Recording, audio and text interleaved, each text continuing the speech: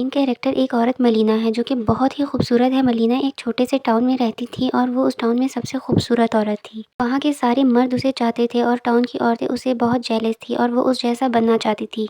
उस टाउन का हर मर्द चाहता था कि वो उसकी हो जाए। उस टाउन में एक लड़का रोनाल्डो भी रहता था जो कि मलीना से एज में काफ़ी छोटा था। एक दिन रोनाल्डो एक साइकिल लेता है और वो अपने दोस्तों को दिखाने जाता है तो उसके दोस्त कहते हैं सुना है यहाँ से मलीना गुजरने वाली है और वो सब उसे देखना चाहते थे। तो वो सब एक जगह पर इकट्ठे होकर बैठ जाते हैं और मलीना जब वहाँ से गुजरती है तो सब उसे देखते हैं और रोनाल्डो जब उसे देखता है तो वो उसे देखता ही रह जाता है और अपनी नज़रें उससे नहीं हटा पाता। फिर जब वो गुजर जाती है तो एक कॉर्नर में आकर वो उसे फिर से देखने लगता है। यहाँ तक कि वो शहर के अंदर पहुँच जाती है, वो तब भी उसका पीछा नहीं छोड़ता। मलीना के फादर एक टीचर थे और वो डेफ थे, उन्हें कानों से सुनाई नहीं देता था और ये सब बच्चे उन्हीं के स्टूडेंट थे। ये सब मलीना के फादर के सामने तरह तरह की बातें करके उन्हें टीज कर रहे होते हैं। रोनेटो मलीना के घर जाता है और एक जगह पे स्पाई करके उसे देखने लगता है तो वो देखता है कि वो उदास लेटी होती है। यहाँ हमें पता चलता है कि मलीना का हस्बैंड आर्मी के साथ वॉर में चला गया था और अब तक वापस नहीं आया। फिर यहाँ रोनेटो के दोस्तों को देखते हैं जो कि मलीना के बारे में तरह तरह की बातें बना रहे होते हैं कि एक बार उसने मुझसे सिगरेट मंगवाया था और टाउन के बाकी लोग भी यही कहते थे कि मलीना एक अच्छी औरत नहीं है। यहाँ ये दिखाया गया है कि लोग एक अकेली औरत के बारे में क्या क्या सोचते हैं और यहाँ रोनेटो मलीना को बहुत ज़्यादा पसंद करने लगा था। लोगों से सुन सुनकर कि वो एक अच्छी औरत नहीं है और वो सबसे खुलकर बात करती है, उसके बावजूद भी वो उसे बहुत ज़्यादा पसंद करने लगा था और उसे अपने साथ इमेजिन करने लगा था। वो था तो एक टीनेजर लेकिन वो बड़ों की तरह सोचने लगा था और इसलिए उसने अपने फादर की पैंट कटवाकर खुद ही पहन ली क्योंकि अब वो शॉर्ट्स में उसे शर्म आया करती थी। इस बात पर उसे बहुत ज़्यादा मार भी पड़ी लेकिन वो बाज ना आया और उसने दिन रात बड़े लड़कों की तरह मलीना का पीछा करना शुरू कर दिया। वो एक हॉल से मलीना को देखा करता था लेकिन मलीना को इस बात का बिल्कुल अंदाज़ा नहीं था कि कोई उस पर नज़र रखे हुए है।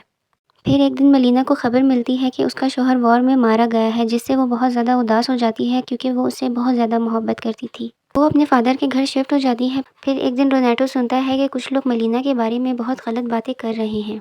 वो सोचता है कि मलीना की सच्चाई तो सिर्फ मैं जानता हूँ और मुझे सबको बताना पड़ेगा कि वो एक बुरी औरत नहीं है और वो सिर्फ अपने शौहर से प्यार करती थी।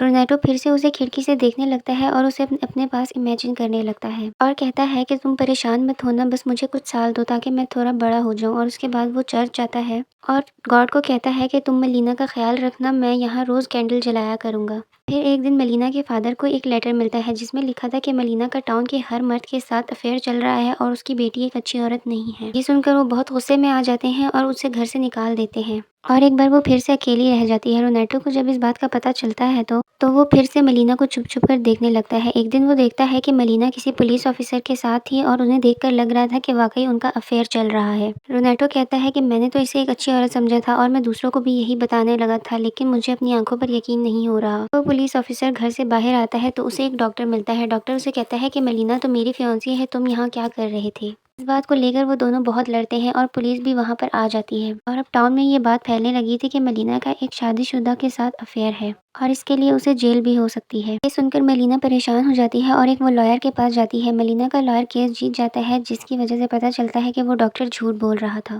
केस जीत जाने के बाद वही लॉयर मलीना से जबरदस्ती करने की कोशिश करता है। मलीना उसे रोकने की बहुत कोशिश करती है लेकिन वो कुछ नहीं कर पाती। रोनेटो ये सब होते हुए देख लेता है और वो बहुत परेशान हो जाता है। फिर हम देखते हैं कि मलीना के फादर एक सफ़र पर निकले हुए थे, उनका प्लेन क्रैश हो जाता है और इस बात का जब मलीना को पता चलता है तो वो बहुत दुखी होती है क्योंकि अब वो बिल्कुल अकेली रह गई थी। मलीना को जो अपने हस्बैंड की तरफ से पेंशन आती थी अब वो भी बंद हो चुकी थी क्योंकि अब ये प्रूफ हो चुका था कि उसके हस्बैंड की डेथ हो गई है। अब मलीना के पास पैसे भी ख़त्म होने लगे थे। वो बहुत सोचती है लेकिन उसे कुछ समझ नहीं आता कि वो क्या करे। कि फिर वो एक सीज़र उठाती है और अपने बाल काटने लगती है और कहती है कि जब दुनिया वाकई मुझे एक बुरी औरत कहती है तो क्यों ना मैं एक बुरी औरत ही बन जाऊँ। नेटो जब ये सब देखता है तो उसे बहुत बुरा लगता है। वो बहुत परेशान रहने लगता है और उसने खाना पीना भी छोड़ दिया था।